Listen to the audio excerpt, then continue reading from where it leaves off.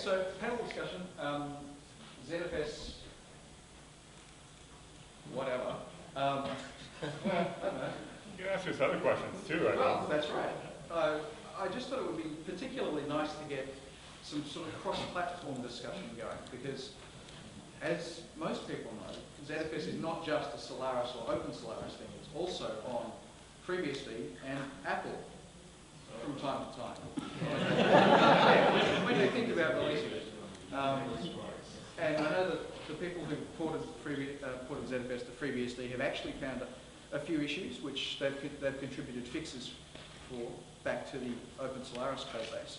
And given that we're still really kind of new at this opening process, I mean, it's only been going for 3 years, really, sort of. Since we, yeah, wow. Yeah, it's not very long, really. no, it's 05. It's 4 years. Oh, 4 years, sorry, 4 years. But we're still learning this, but it's just great to see fixes for something that's so, well, something that is unique to some, becoming like spread out there and seeing a little bit of a community form here and there. So, I'd just like to get your thoughts on that. You know, how have you found getting bug fixes from, you know, other operating systems? Well, it's pretty good, and again, it's some of the fixes that Paul here found were stuff that we never would experience in Solaris. You know, like mutex is going uninitialized. For us, you know, we have them in BSS, they're pre-zeroed, that's initialized to us, and you know, we miss a few here and there. I think those are some of the earlier fixes that you contributed. Yeah, but actually there were not too many fixes because I'm still trying to catch up with functionalities. Not that there is not much time to actually. Actually, there are not many bugs we found, any critical ones. There are sometimes situations where we are experiencing some deadlock or some strange situation, and we try to debug it, and it turns out to be there was one particular deadlock I was chasing for like 2 weeks, and at the end it was fixed in Open Solaris. So we were working on the same bug. So this is sometimes timing wasn't right, but it's cool that we share the same bug. So if we have one, some guys can fix it, and we can just take the fix. It's good to know it's not just you, right? Yeah. That's right. But yeah, it helps sometimes too. I find when I'm doing things like with the Open Solaris as a distribution, right, and in particular interactions between that and VirtualBox and macOS, that usually the quickest way to get an answer to my question is just Google for it, right? Because there's so many people out there with the different forums, different blogs they have, that it's actually quite empowering. Right? Otherwise, you know, the algorithm used to be, you know, walk the hallways and hope that somebody who happened to have written that code is sitting around. It doesn't scale very well. No, it doesn't scale at all. I saw some hands up the back. Oh, of course, up the back. On the other side. I'm going to try and answer that's the next question, just to That's right. Make James run. Run, James, run. This is about Solaris specifically in ZFS.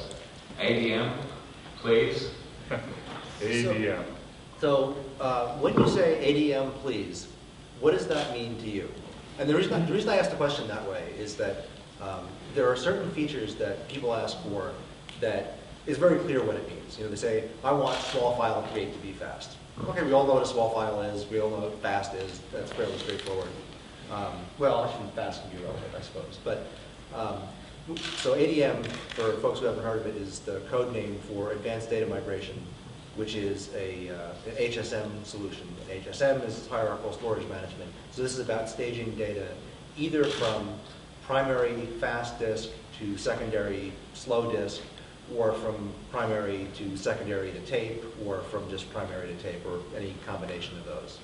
Well, so, to give context, I'm a QFS user, SAM QFS user. Okay. So I want those semantics, but with the protection of ZFS on the platters and all the way through the stack.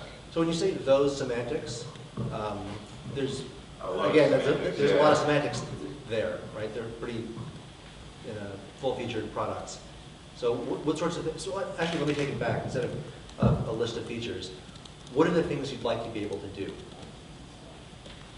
Well, things like policy management, like granular management of the archiving policies, how archive timeouts work, how staging granularity works, the amount of time you leave certain things on cheese, the amount of time things aren't archived after a certain few times, things like that.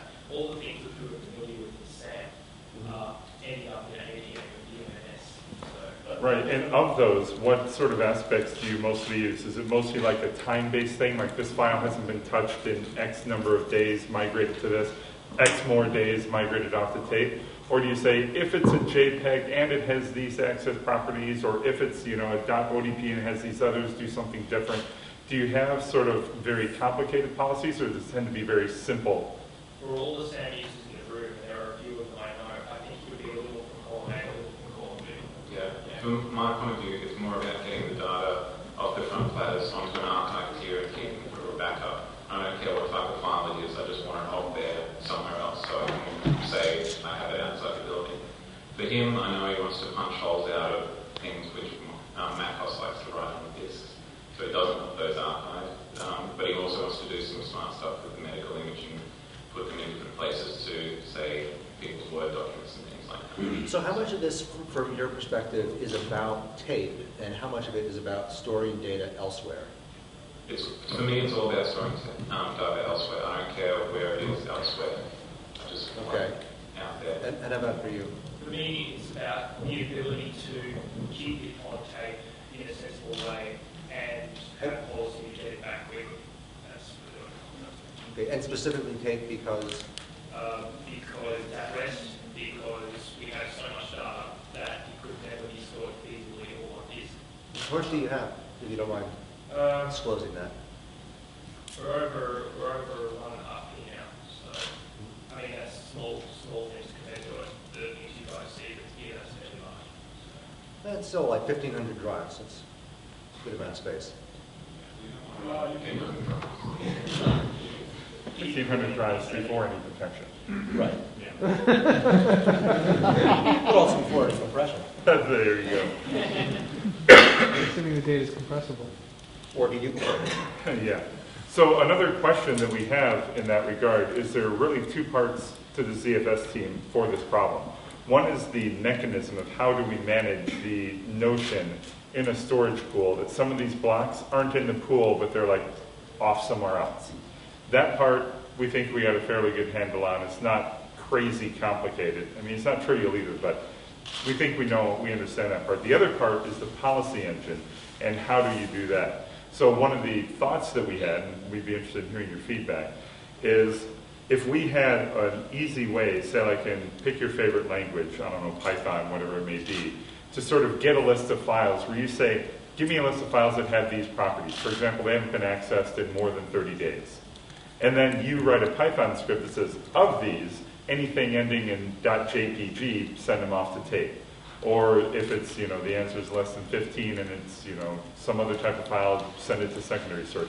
Would that sort of interface be acceptable to you? Because that way you can have the richest specific to you semantics that you could possibly want, and we don't have to write some sort of random language that lets every user control every possible variable.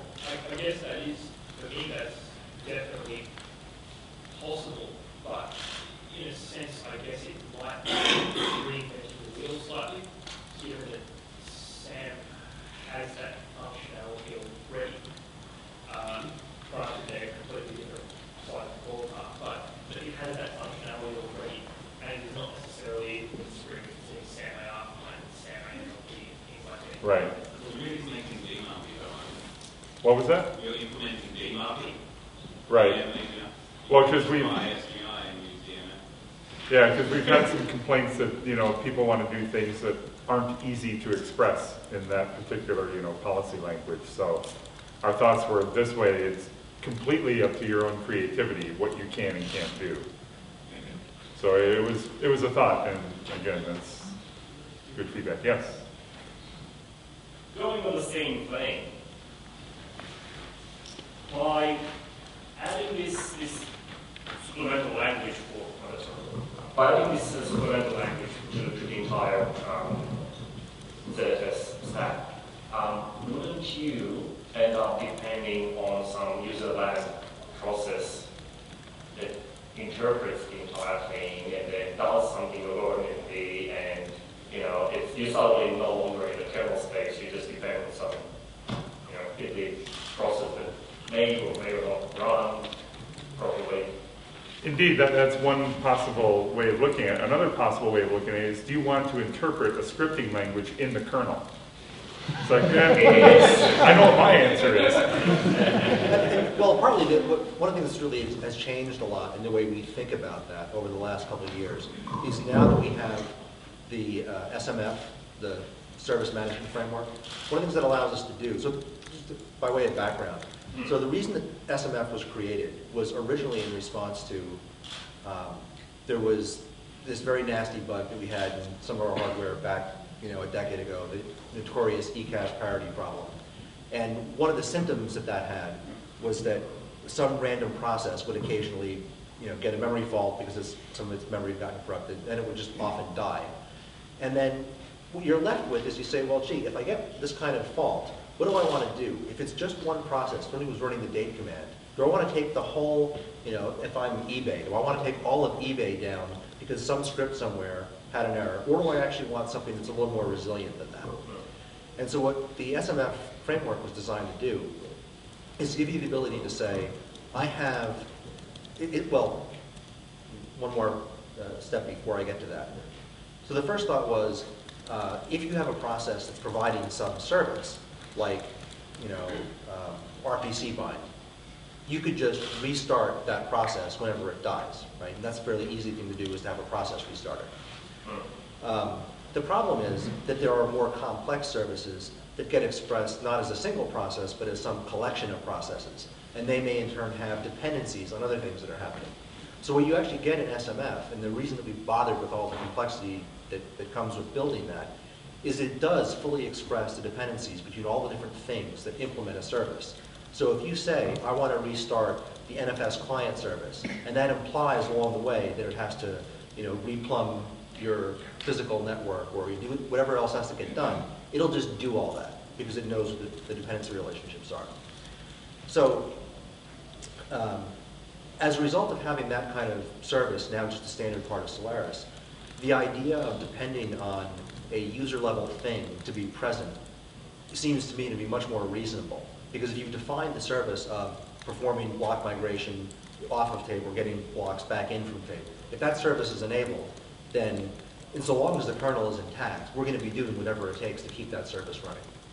So basically you would have the file system semantics, whatever ZFS does, so it knows about starting a file or walking holes in it or whatnot, and then the user land process that does that just Right. talks to the file system and goes, here, start this, Right. migrate this. Yeah, there's this, actually that.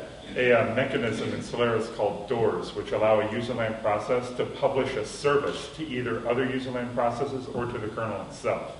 So what would happen is this userland process would register a door, say, ZFS ADM or whatever. And anywhere in the ZFS code, we wanted to do an upcall to say, hey, migrate this file, or this file is aged this amount. Then we could actually contact, through this service, or this door upcall we call it, the user process that is providing this service and say, hey, go do this for us. And then it could go off doing its thing.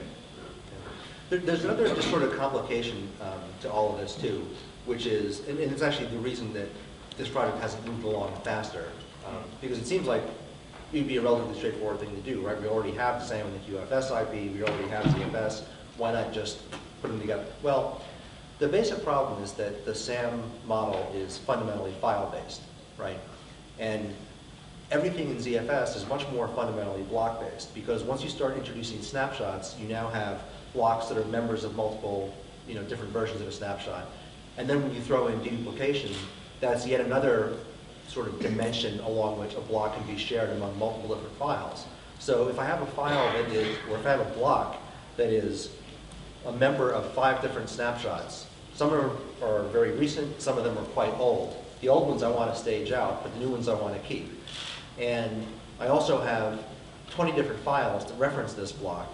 And some of those files, as a matter of policy, I want to kick out. Others I want to keep. Well, you know, how do you resolve all that, right? How do you deal with that just enormous web of dependencies? Not only like how do you do it from a coding standpoint, because you know I'm accustomed to dealing with complexity, right? That's not a problem. It's more how do you present an administrative model that anybody else is going to be able to comprehend, right? How can I explain to someone? How do I explain to my mom when you type this, their computer is going to behave like that? And if I can't do that, then I've really kind of failed.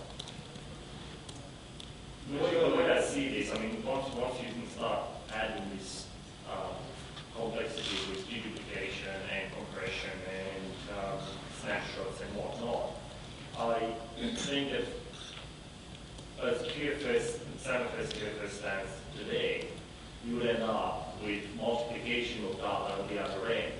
Right. You just see this brand new file, make a copy of that thing. There you go. You run out of space at the other end pretty damn quick. Yeah. Right. So. Yeah. So there's a little bit of head scratching to be done still on that. Yeah, and again, this is very true for a lot of features that we're adding to ZFS, is the actual act of coding it and making it correct. Turns out to be a little simpler than the act of expressing that interface to the user in a way that's comprehensible and easy and behaves like you think it should behave, even though making that happen in the code tends to get somewhat tricky from time to time. Right. And also the interactions that it then has with all the other Right. capabilities, right? You want those to always be what you would expect. Yeah, Right? 'Cause, natural. I mean, we actually had someone do a prototype of some of this code, and the prototype involved, well, assume that there's no dedupe and there's no snapshots. Well, okay, well, that's not really very That's interesting, right? Because that's just not a reasonable assumption, right? We're not actually ever going to ship something that says, you know, turn off all these features in order to have that feature. That's just, I mean, we haven't done the engineering. Use UFS. Yeah. So it seems to me, just thinking about this, that there's two aspects to HSM which are interesting. One being this archival thing, which is necessarily, I think, file-based, and then using offsite, maybe offsite storage isn't the right way of putting it, but yet another level of caching, of being basically using your nearline storage as a cache and being able to get a massive amount of data now on in tape silos. It seems like the way ZFS is today, that latter problem is almost a natural extension from what is already present with the L2 ARC. And it seems like the former problem maybe is not, I'm not convinced that that's best solved at the file system, but maybe in archival tools that necessarily can then have these policies about, because that's where we had the policy engines about what files get archived and when and how. Yep. Yeah, and that's kind of what we were thinking, is that the actual, essentially what you want to do is sort of place an IOU on the disk to basically say if someone tries to access this block, it ain't here, but I kind of know where to go get it. And then the complexity of where do I go get it, or if I'm migrating it, where do I migrate it to, that can be just about anything you want, which is why we're thinking about having a user process where you can express this complexity such that it's independent from the ZFS on disk format, where we can sort of separate the problem like that. Because like I say, or as you said, the on disk part, yeah, you can sort of imagine how that works. There's a bunch of holes here on disk for virtual data that is actually stored outside the pool. And then once I decide I want to go get that, how do I go about that? And it's a much bigger problem than just reading a few blocks Have off you disk. dealt with that already in the migration product you mentioned earlier? Which one? The SAM QFS? Oh no, the shadow migration. Oh, shadow migration. I mean, it faces a lot of the same implementation problems, surely, of data either being here or there. It just also from the hierarchical. Right, and as we always say in computer science, there's one, two, and many. If there's exactly one, which is like ZFS, it's either in the pool or it's not. That's easy. With the shadow migration, it's either in ZFS or it's exactly one other place over there. That's pretty straightforward. But when it can be, well, it's either in the pool or it's off on this, secondary storage, or it's off on tape, or it's, across the country somewhere else, that's the many problem, and that gets a lot more complicated to implement. But you're right, sort of some of the same shapes of the problems that we have to solve for the shadow migration are similar here, but a bit different. It's the simple version, I guess, would be one way to put it. Is it fair to say from this panel discussion then, because when I first heard that ZFS was, there was some kind of HSM coming to ZFS, I was going, well, how do you sort of carve up the kind of, how do you carve up that market for HSM and, have a clear kind of product differentiation? Does it sounds like you're still exploring what the differentiating points should be. Is that fair characterization? Are you still kind of probing users for use cases? Yeah, so again, from our point of view, the easy part is how do we do stuff in the pool, and the mechanisms that we have to implement are, of course, dependent on how the user expects to interact with the system. So for that, we have, I don't know, I'd say probably a 75% view of what we actually need to do. As Jeff mentioned, the early prototype that we did was sort of found lacking by most of the ZFS team in that it didn't solve any of the really hard problems. And we were really, really loath to put something out there that just doesn't interact well with it, because we can't even explain it. It's like, all right, if you turn on ADM, then you can't, use dedupe, you can't use encryption, you got to use BP rewrite, you can't have snapshots or clones. And, well, what if I want to, can't I just have one teeny little snapshot? It's like, well, sure, maybe you're allowed to do that, but then in these complicated scenarios, it won't work right with HSM. And we just don't want to go anywhere near there, which is why we sort of decided to step back from the problem and rather pushing something out the door that is not satisfactory. It's like, all right, let's take a step back and take another approach with it. This is going to fit a lot better in with the ZFS code. Because David Quinn's original question sounded pretty much like he wanted the data protection side of ZFS, but pretty much with the same functionality as ZFS. So it really does sound like the thing that you were loath to actually entertain would be what he's after.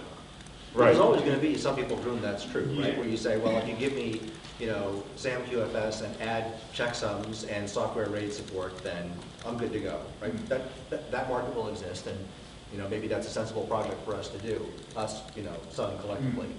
But I think in the ZFS world, as we start extending things there, we want to do it in a way that the architectural whole continues to make sense. And invariably, as these new problems come along, you say, well, or not necessarily new, but even if it's an old problem, but you're looking at it in the context of ZFS, you say, does it really make sense to solve it the way it's traditionally been solved, or does that not really map into this model, and is there some better way of thinking about it? And I think certainly when you start thinking about, snapshots are not unique to ZFS, right? Most file systems have some degree of snapshotting capability in the file system or at the block device layer or somewhere. And deduplication, I think, is very much on its way to becoming a checkbox item that pretty much everybody's going to have. And once you get to that point, you say, well, so is it really okay to be copying stuff off, being ignorant of the fact that you've already copied that block 100 times, or you've already, that block is already a member of a snapshot, for which maybe you had some different policy. I just think but I guess to answer your question, yeah, we're still very much in the probing stage on that, because there's no, it's still a very small team. There's no lack of things that are incredibly urgent. So, in some sense, I'm not in a huge rush when there's a problem that we don't really know how exactly we ought to solve. I don't feel a rush to go get something out there. I'd rather take our time and noodle on that and figure out what it should be, go to conferences, talk to customers, see what people actually need, and then formulate a plan. Because there's plenty for us to do in the meantime. Yeah, and there's a saying that one of our colleagues has that always seems to apply to us, is everything is more important than everything else. Yeah. Yeah. Yeah. You hash each block, you can detect data corruption. Because with DDIP, you now have an index, you can match blocks. Can you repair corruption if you restore the data again? If you, sorry, I'm not sure what you mean. Okay, so you've got some data on this. Yeah. You try to read it, you go, this data's corrupt, I've got my hash, it's failing. Right? Now, if later on the user tries to store a file again, I'm assuming you don't match that data that you know is corrupt. Because then the new data store will be corrupted by old corruption. Would you repair it, or would it fail, or what would you do? Oh, I see. Well, so in just most, there's multiple levels to this. So one is that we have what we call self-healing data in ZFS, just in general, right? Such that if we read something, unless it's single copy, which is, if you're running any kind of system, put it this way, on a system that you're going to be doing things like dedupe, you probably are not running single copy on the data, right? So you probably got mirroring, or you got RAID, or you got something like that. So if you get a bad block from a disk, we're going to detect that, do combinatorial reconstruction on it, figure out which combination of disks has the good data, and then go off and heal it. I'm assuming the RAID's failed, or you detected corruption, or it's, say, on a single, you haven't got copies. Well, It so should happen, so you haven't. So yeah, well, I mean, on a read, right? When you come in to read data, you don't have to consult any of the deduplication state, right? You have a DBA, and you just go off and read from that address. Right. So, I think what he's saying is imagine both sides of a mirror are correct. Right. You do a read, you can't fix it. Mm-hmm. Do we mark the DDT? That block is corrupt, such that if someone comes in and we would normally increment the reference count, we say, hey, this is a corrupt entry in the DDT. Let's go fix it now that we have I see what you're saying. the correct signature. Yeah, that's a good idea. I missed I like that, yeah. Okay, thanks. And there's actually a feature that we're considering called auto ditto, which I don't know if you know what ditto blocks are, but you know how in ZFS you can set n copies on a given file system? So the idea is as the reference count of a given block passes certain thresholds, maybe make extra copies of it using the ditto block mechanism. Absolutely, and you have a deduplication threshold where you go the other way, full another. Yep. Mm-hmm. Yeah. Yeah, so that's one of the features that we're probably going to wind up adding. Hi.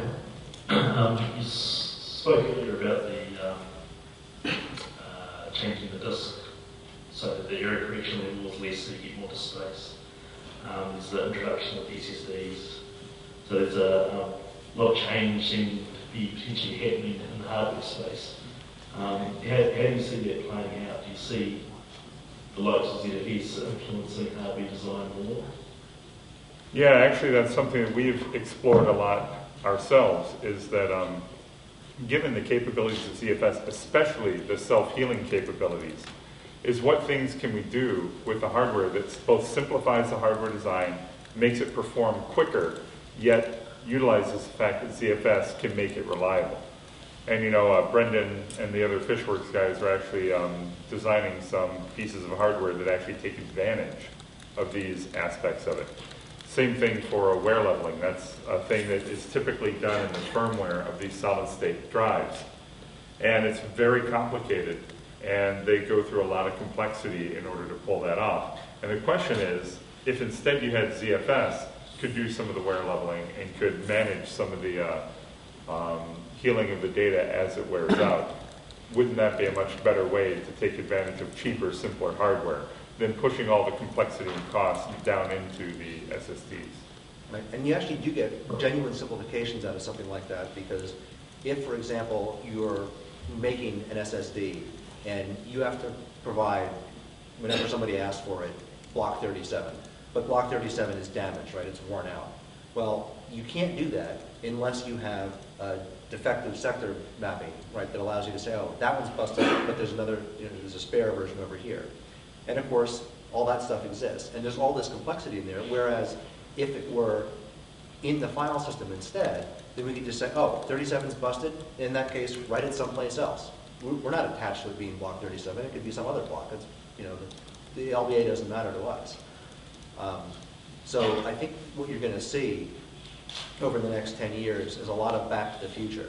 in that you look at a lot of things that are done inside controllers today, those are going to be migrating their way back out to software, and things like managing defective sector lists and wear leveling and all that good stuff.